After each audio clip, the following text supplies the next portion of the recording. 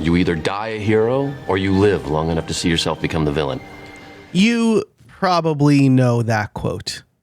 It's Aaron Eckhart as Harvey Dent in Christopher Nolan's penultimate Batman film, The Dark Knight.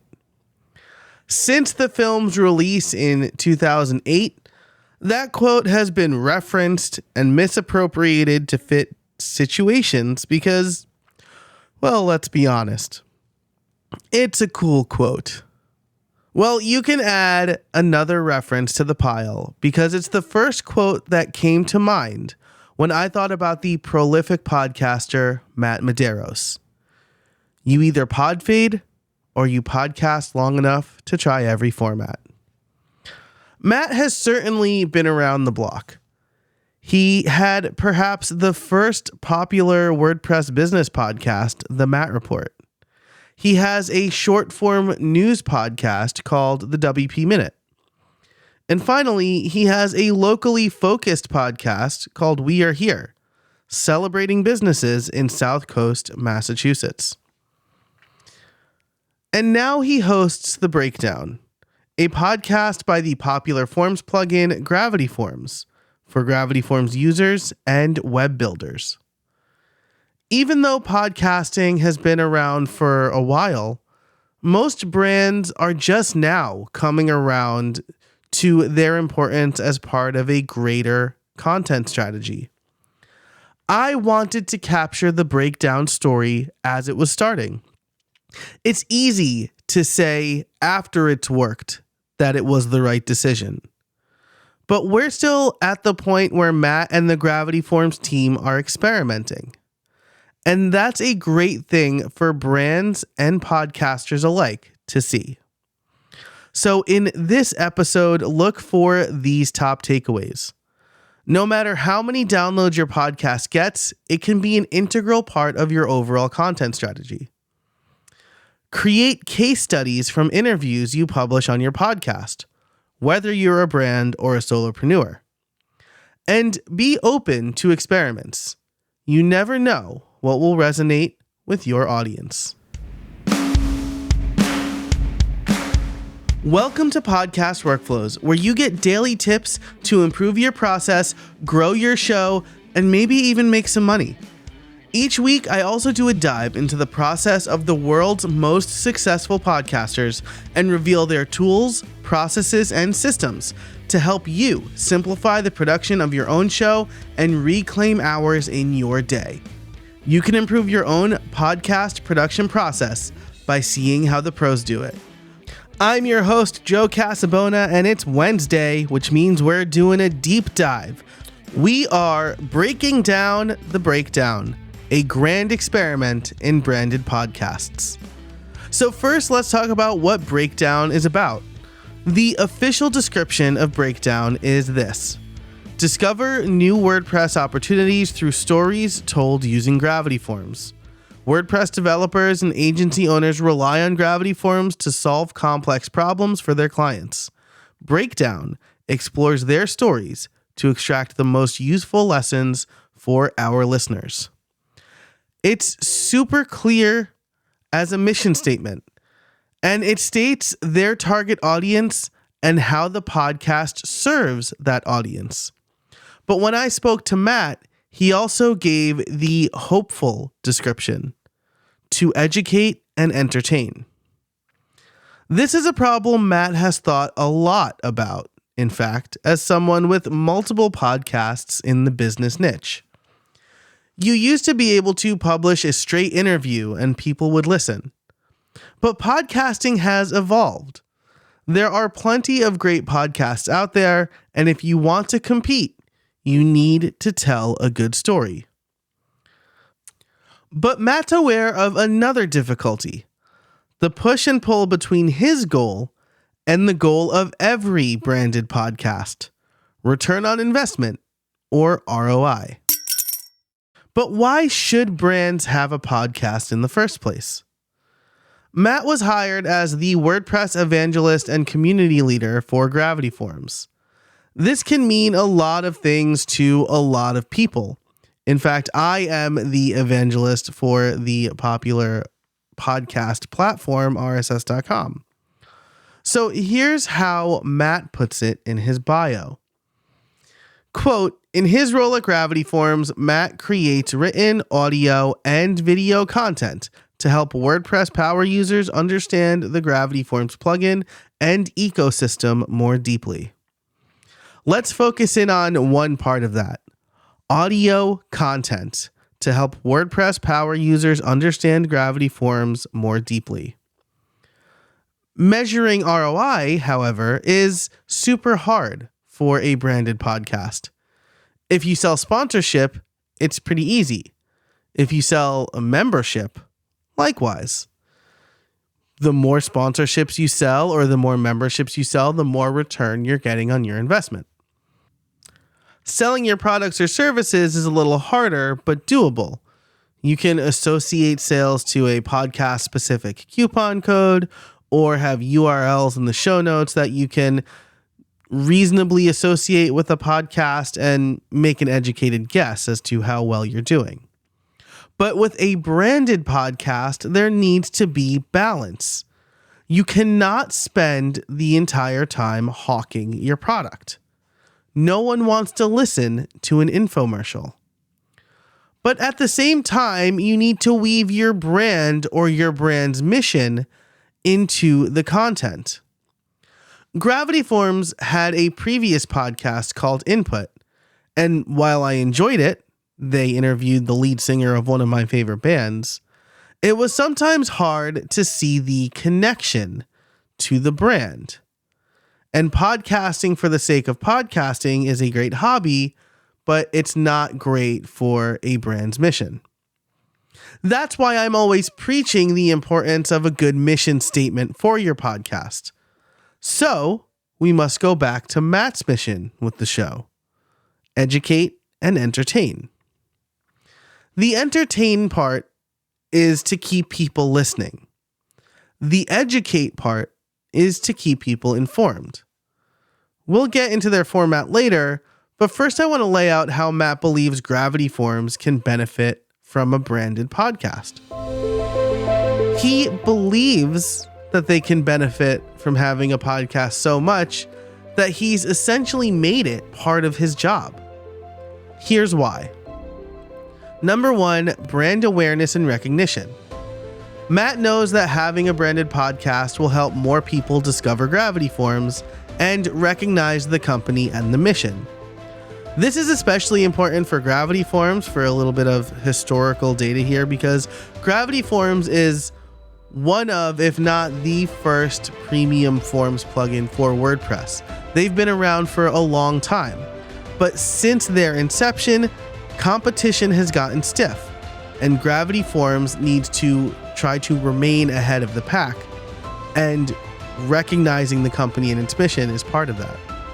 So that's number one as far as branded podcast benefits. Number two, long-form content. It gives the Gravity Forms team even more long-form content, as well as the ability to repurpose other long-form content they have. They can take their podcast segments, turn them into blog posts in short form, and vice versa. And number three, retention. Related to long-form content, this helps people stay on Gravity Forms content longer. So I touched on each of these a little bit, but let's take a closer look at each one. First, branded podcasts create awareness and recognition. This is a really important point. They aren't using the podcast to grow their podcast audience, if that makes sense. They're using the podcast as a single part of an overall strategy to make people understand who Gravity Forms is. Remember, the goal is to educate and entertain, so they create a podcast that is informative and shareable. This helps elevate their brand. Number two, long-form content. Remember that overall strategy? That's where the long-form content comes in. They are already making blog posts about their releases. Matt is doing more live streams and videos too. A podcast allows them to repurpose those pieces of content into an audio format that will be more consumable for more people.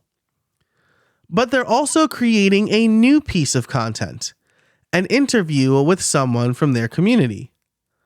They can take that interview and turn it into a long-form blog post. We'll talk about that more in a minute.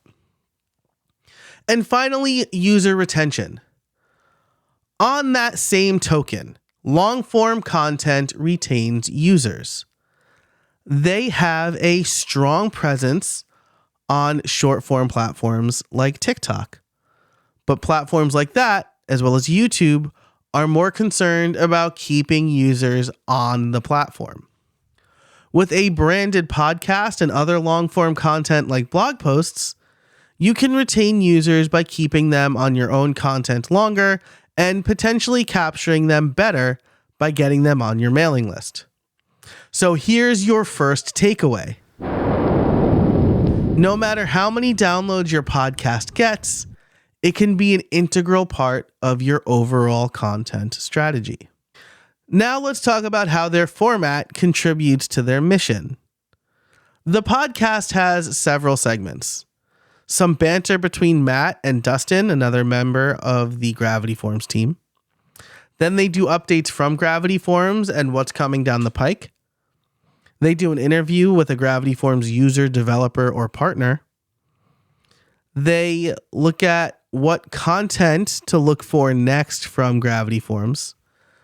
And then they have a segment called What's New with WordPress, a segment to keep listeners informed on the latest news in the greater WordPress ecosystem. Then they have closing comments from Matt and Dustin. So first, let's talk about the host-co-host format. I think this is essential because it means Matt isn't just coldly reading a changelog. He gets to talk of one of his coworkers, Dustin is a video producer at Gravity Forms, about the stuff they're working on. This banter helps the audience feel more of a connection with the co-hosts. For example, in an episode from June, Matt talks about his 4th of July plans. That's a little personal insight to help forge a relationship between brand and listener. Since Dustin's main job appears to be creating video tutorials, he also knows the software really well. That means on top of updates, there's more context around why they decided to push certain updates and how to use those updates.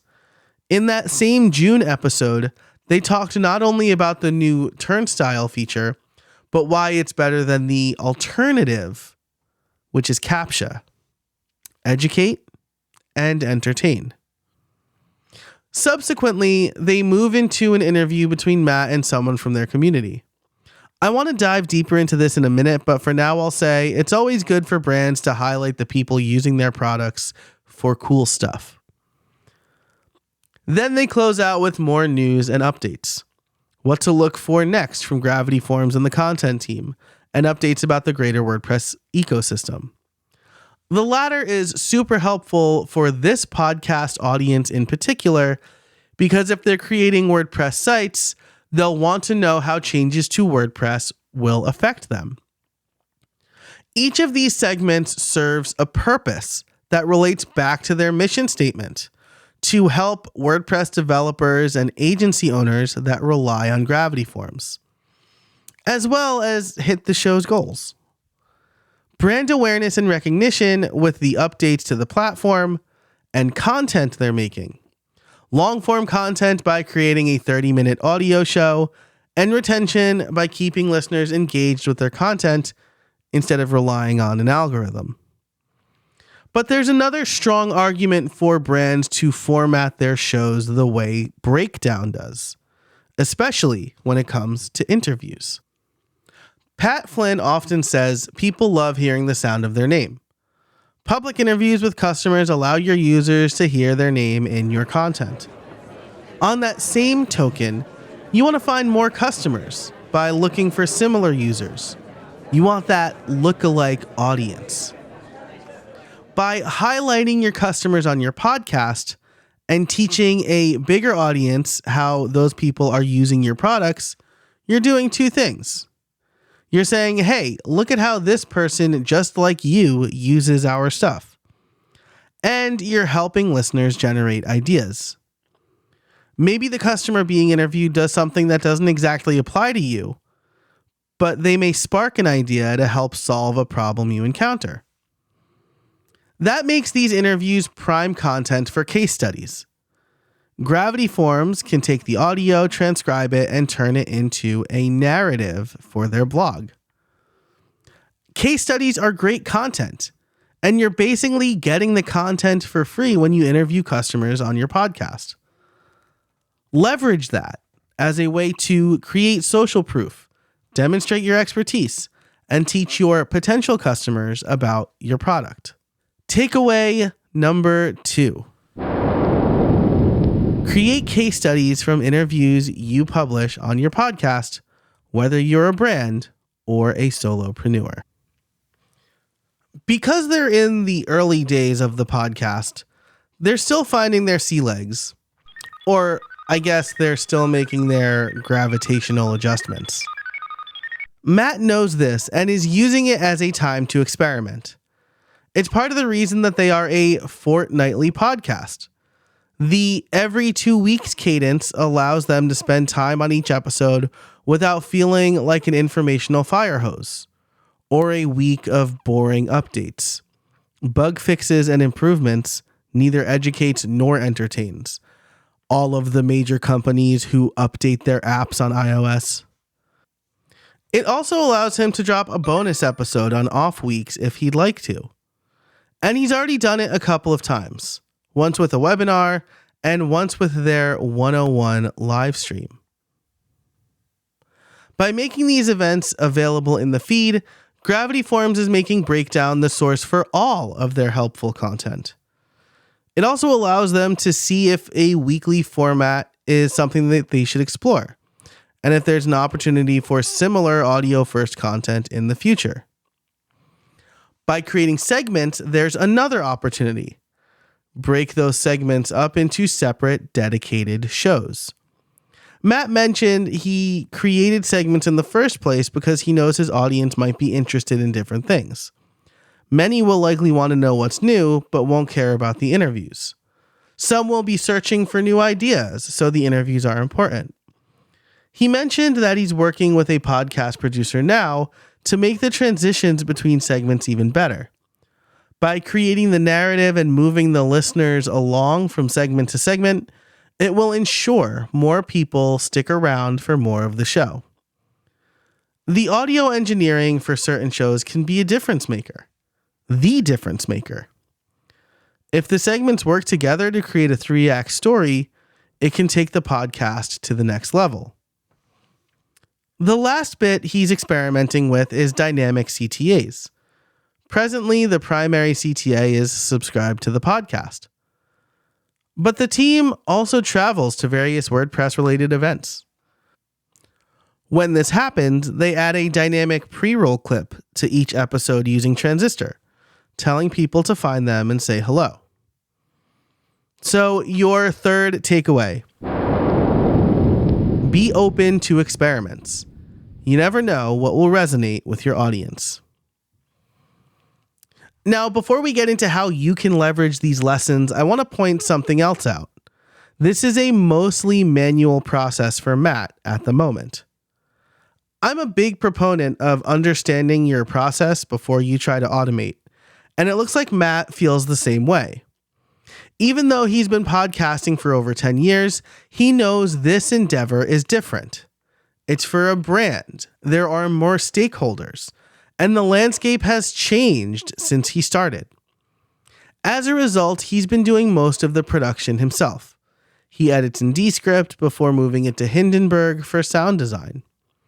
The show notes are in Google Docs, and he and Dustin share that doc, and he does the description himself.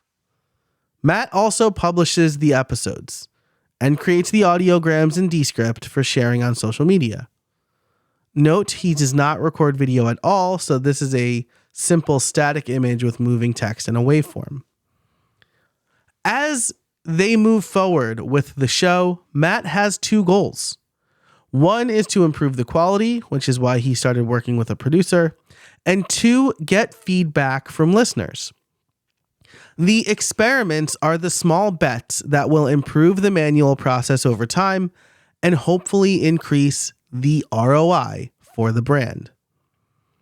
Getting feedback from listeners will help him discern which experiments are working and how he can make a truly entertaining educational show. Okay, so let's talk about using Breakdown to improve your podcast workflow. When you're starting a podcast for a brand, the whole thing can feel a bit like a scary experiment. I'm doing that right now with RSS.com. You don't know how it's going to be received, you're investing money into a relatively new marketing channel, and you need to strike the right balance. You don't want it to sound like an infomercial, but you do want it to measurably improve the bottom line of your business. I think we can learn a lot from what Matt and the Gravity Forms team is doing with Breakdown. So number 1, make a branded podcast an integral part of your overall content strategy. You don't need a lot of downloads or direct sales to start getting ROI from your podcast. By repurposing current content, you can reimagine it in a different format that might resonate with a different set of listeners. There is also the opportunity to resurface helpful educational content to give it a second life, FAQs you get from customer support, and better customer stories. You can form a stronger bond with your customers by highlighting them, and you can create more long-form content from it, namely with case studies. So number 2, create case studies from interview. This is definitely my biggest takeaway. You're already spending the time asking customers or other folks in your ecosystem about how they're using your product, the problems your service solves, and more. Leverage that insight by turning it into a case study on your website. This will attract new users to your site, improve your SEO, disclosure, I'm not an SEO expert, and by including the episode on the case study, you can attract new listeners to the show as well. It's a customer case study flywheel. Finally, be open to experiments. Breakdown is still in the early days, so they're trying new things to see what resonates with their listeners. No matter how long you've had your podcast, it's worth mixing up the type of content you create. Maybe your audience would love to hear other voices in your company or from your team. For example, Jay Klaus, in an earlier episode this year, interviewed his video editor. Perhaps your audience wants quick tips, or maybe they want to hear from more customers. You'll never know until you try a bunch of stuff and see what sticks. And if you're a brand considering a podcast, the show in and of itself can be an experiment. Take some of that Facebook ad money and throw it at a podcast for 6 months.